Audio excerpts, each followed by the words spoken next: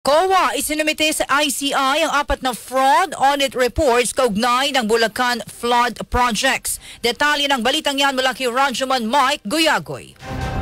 RMN Live Report! Isinumite na ng Commission on Audit sa Independent Commission for Infrastructure ang apat na fraud audit report kaugnay ng palpak na flood control project na ipinatupad ng Department of Public Works and Highways sa Bulacan.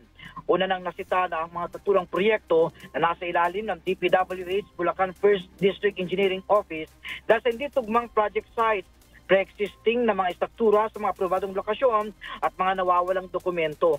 Ang mga kontratista na nasa likod ng mga ito ay ang Sims Construction na pag-aari ni Sally Santos at ang Top Notch Catalyst Builders Incorporated.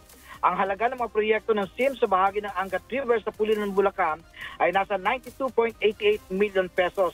Samantalang ang proyekto ng Top Notch sa Plaridel ay nasa 69.4 million pesos at tig 98 million pesos para sa dalawang proyekto sa Bukawi.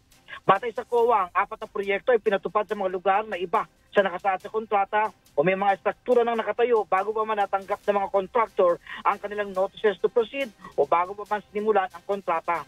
Kabilang naman sa mga tinukoy na may pananagutan ay sina dating Bulacan District Engineer Henry Alcantara, dating Assistant District Engineer Bryce Hernandez, Sims Construction Trading Owner Sally Santos, Top Notch Catalyst President Yumir Villanueva at iba pang opisyal.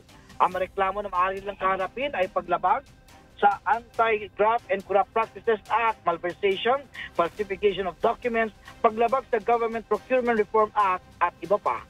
Kasama sa DZXL RMN Manila, Rajuman, Mike Guyagoy Tatak, RMN.